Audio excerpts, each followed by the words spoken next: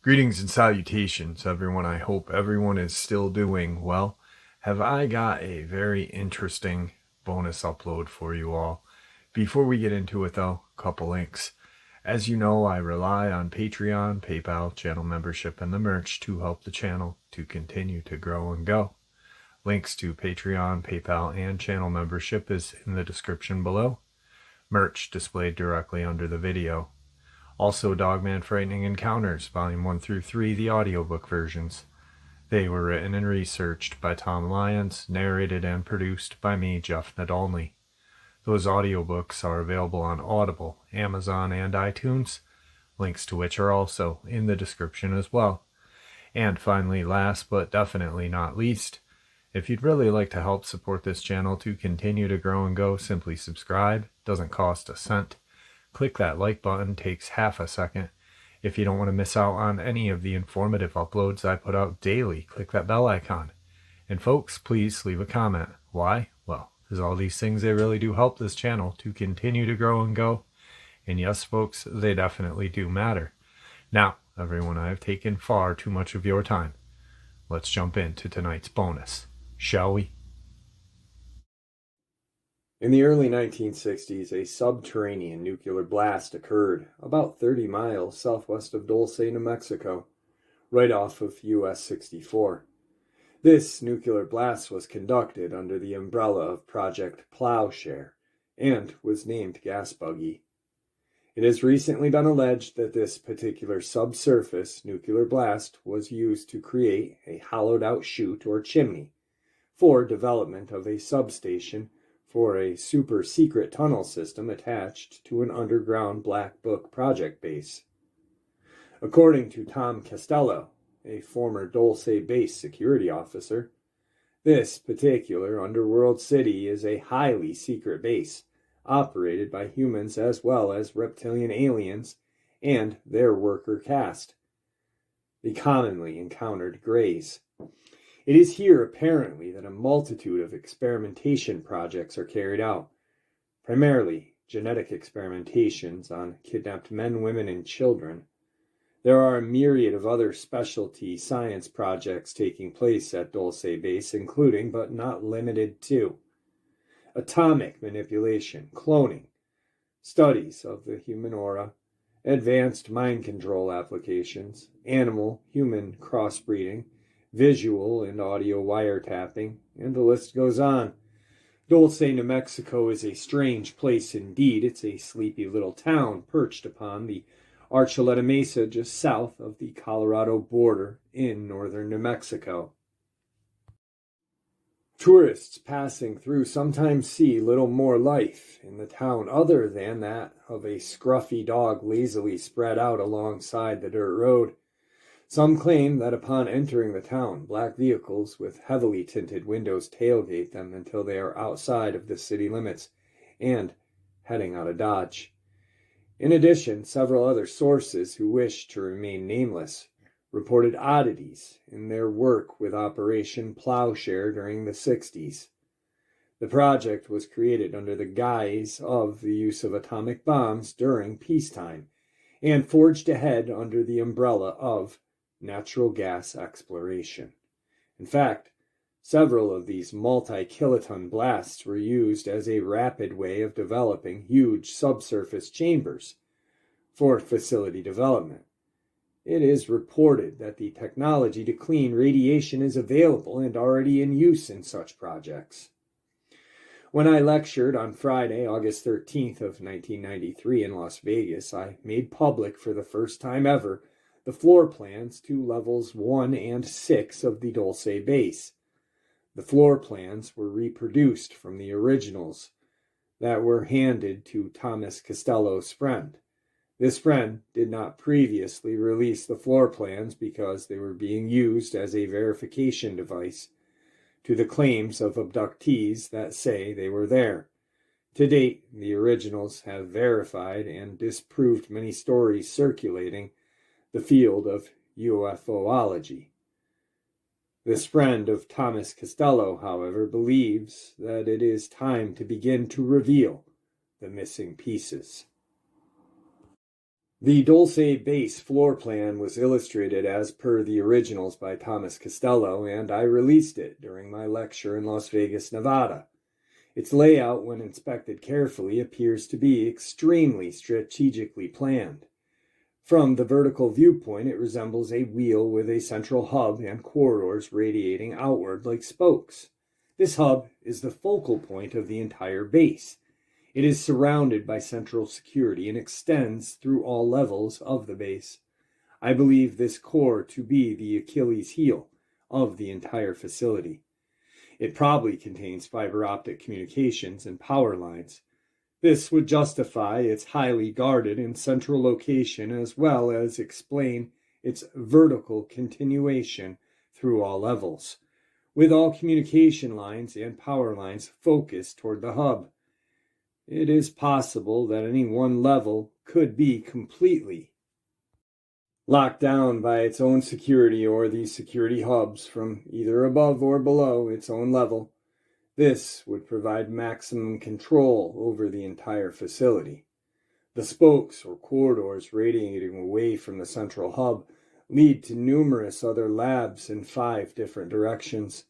Connect the spokes and a pentagon is revealed in its design. From above, this base resembles the layout of the Pentagon in Washington, D.C., complete with halls, walls, and military insignias. Since we do not have the exact heading on its corridors, magnetic alignments are impossible to determine. When viewed laterally, its appearance takes on the look of a tree with a trunk at its center and its floors extending outward like branches. If this is a facility of science, then one could easily say that its lateral appearance is like that of the tree of knowledge. Was this purposely designed this way, or does it just happen to be coincidence? The overall design of this facility reminds one of a multi-stacked subterranean Hopi Indian kiva, although I believe that is somewhat of a disservice to the Hopi to even be spoken of in association with a cave of horrors like the Dulce base. Its similarity in design should not be forgotten. As cultures around the world tend to bring their own styles of architecture with them during periods of migration, so perhaps did the advanced civilization that originally built the Dulce base. If the reptilian influence over man is as great as archaic documentation and myth would have one believe, then there have to be other subterranean dwellings similar to this in other locations. Side note, the following are some additional facts and comments concerning the late Thomas Edwin Castello, which are not mentioned elsewhere in his work. These have been paraphrased from the research files of John Rhodes. In 1961, Castello was a young sergeant stationed at Nellis Air Force Base near Las Vegas, Nevada. His job was as a military photographer with a top-secret clearance. He later transferred to West Virginia, where he trained in advanced intelligence photography. He worked inside an undisclosed underground installation, and due to the nature of his new assignment, his clearance was upgraded to TS-4. He remained with the Air Force as a photographer until 1971, at which time he was offered a job with Rand Corporation as a security technician. And so he moved to California, where Rand had a major facility, and his security clearance was upgraded to Ultra 3. The following year, he met a woman named Kathy, and they married and had a son, Eric. In 1977, Thomas was transferred to Santa Fe, New Mexico, where his pay was raised significantly and his security clearance was again upgraded, this time to Ultra 7. His new job was as a photo security specialist in the Dulce installation, where his job specification was to maintain, align, and calibrate video monitoring cameras throughout the underground complex and to escort visitors to their destinations. Once arriving in Dulce, Thomas and several other new recruits attended a mandatory meeting where they were introduced to the big lie that the subjects being used for genetic experimentation were hopelessly insane, and the research is for medical and humane purposes. Beyond that, all questions were to be asked on a need-to-know basis. The briefing ended with severe threats of punishment for being caught talking to any of the insane or engaging in conversation with others not directly involved with one's current task. Venturing outside of the boundaries of one's own work area without reason was also forbidden, and most of all, discussing the existence of the joint alien/U.S. government base to any outsider would generate severe and, if necessary, deadly repercussions. Thomas did his job as his superiors demanded. At first, his encounters with the Grey and reptilians in the base were exhilarating, but soon he became acutely aware that all was not what appeared to be. Thomas slowly began to sense that there was an underlying current of tension existing between some of the personnel and himself. Once in a while, he would walk around a corner interrupting serious discussions between coworkers, and as Thomas was a security officer, these talks would die off into a short murmur, and individuals would part company. One particular part of his job was to go into various areas of the base and align the security monitoring cameras when it was necessary. This afforded him the opportunity to venture out and witness things that would stagger the imagination. Later, he was to report seeing laboratories that investigated the fouling, auric energy fields of humans, astral and spirit body voyaging and manipulation, PSI studies, advanced mind control analysis and application, human brain memory recognition, acquisition and transfer, matter manipulation, human and alien cloning, rapid human body replication by use of energy matter transfer, complete with an individual's memory from the neural network computer memory banks, and other scientific advances. Once in a while, Thomas would see some of the horrific genetic creations that were housed in separate sections of the base. These, he knew, couldn't have had anything to do with mental illness or health research. Thomas didn't want to look any further. For every time he discovered more pieces to this underground maze, it became more and more overwhelming to accept.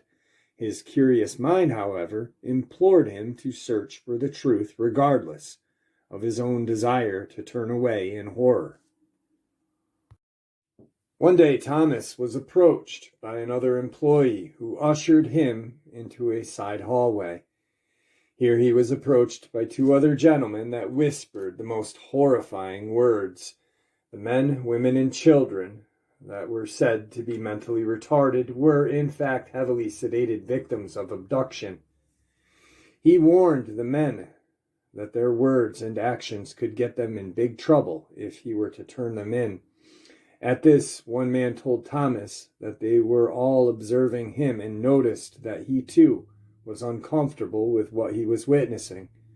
They knew that Thomas had a conscience, and they knew they had a friend. They were right. Thomas did not turn them into his commanders. Instead, he made the dangerous decision to quietly speak with one of the caged humans in the area nicknamed Nightmare Hall. Through their drug-induced state, he asked their name and their hometown. Thomas discreetly investigated the claim of this insane human during his weekends out of the facility. He discovered through his search that the person had been declared missing in their hometown after vanishing suddenly, leaving behind their traumatized families who followed dead ends and trailed flyers. Soon he discovered that many of the hundreds, perhaps thousands of men, women, and children were actually listed as missing or unexplained disappearances. Thomas knew he was in over his head, and so were several of his co-workers. All he could do until somehow the situation changed was to be alert and extremely guarded with his thoughts. The gray aliens' telepathic capabilities allowed them to read the minds of those around them, and if he revealed his intense anger, it would be all over for him and his new friends. In 1978, tensions within the Dulce base were extremely heightened. Several security and lab technicians began to sabotage the genetic experiments. Increasing frail nerves and paranoia finally erupted into what is commonly referred to as the Dulce Wars. It was a literal battle between the reptilians and the humans for the control of the Dulce base. It was the reptilians more than humans that were pushing the big lie and insisted on using humans in their experiments, and those who did not survive the experiments were used as sources for food, which was the liquid protein tanks which fed both gray fetus as well as the full-grown grays as a source of nourishment.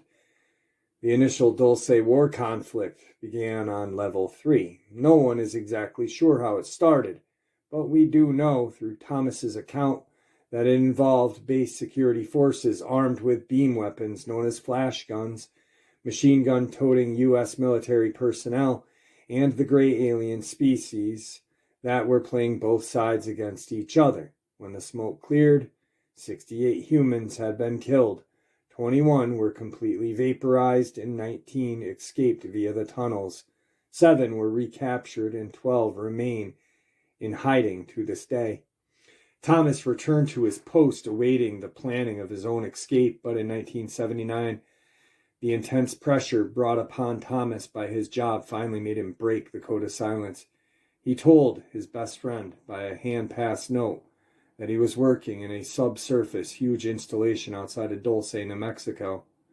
He also told his friends that he was working side by side with gray aliens that consider themselves native Terrians, and that the upside-down black triangle with the inverted gold-colored T inside was the insignia of the project. Thomas knew that he had to leave the job for his own peace of mind. However, now that he knew the truth about the abductees being held below, it would be almost impossible to live a normal life. He would always be under observation and threat until the day he died.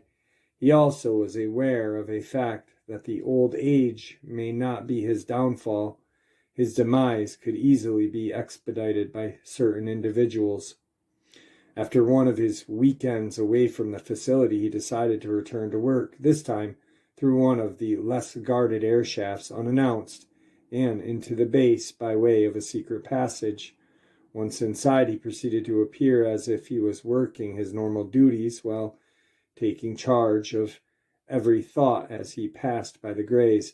During this time inside the base, he removed still photographs of the facility and treaties signed with authentic signatures between California Governor Ronald Reagan, several other individuals, and the Greys. Thomas also managed to retrieve a 7-minute black and white surveillance video of genetic experiments, caged humans, Greys, as well as schematics of alien devices and complex genetic formulas. These items, he felt, were not only his chance to a seat at the bargaining table when the need arose, but also they were things that the public needed to know about.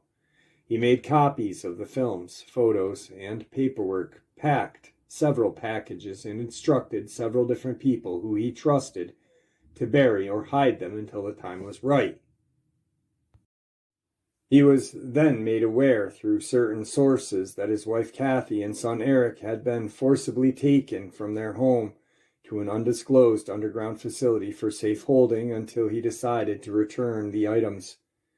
At this point, he knew that even if he did return everything to the Dulce commanders, that his wife and son were probably never going to be the same again, if even returned at all, after being manipulated by aggressive mind control. He also knew that he and his family would most definitely become permanently missing due to some tragic accident. Thomas was at zero options. He quickly dissolved into a lonely life on the run, from state to state, border to border, motels to sofas, always looking behind him and trying his best to look ahead. Now, according to some sources, Thomas was living in exile in Europe and died somewhere between 2009 to 2011 of terminal cancer. He never did. He abandoned his family. He abandoned his wife and son. I don't know how to look at that. Part of me looks at him as a hero for bringing this to public's attention, but then at the same sense a coward for abandoning his wife and child. I know that if my two daughters were in a place called Nightmare Hall, I would do my damnedest to try to get those girls out of there and die trying. But yeah, I don't know. It must erode his conscience daily, knowing that his wife and son were in a facility that he was a security supervisor at and knew what happened there. I don't know how you can clean your conscience after doing such a thing. I'm not speaking ill of him because I was never in his shoes, nor would I ever be. But it's sad. It really is sad that he was put into a predicament like that. We do know that by being a whistleblower, that the Dulce Wars happened. There wasn't just one battle. There was a couple different ones. The main one was in 79 when the main attack happened, where, well, I talked about it before.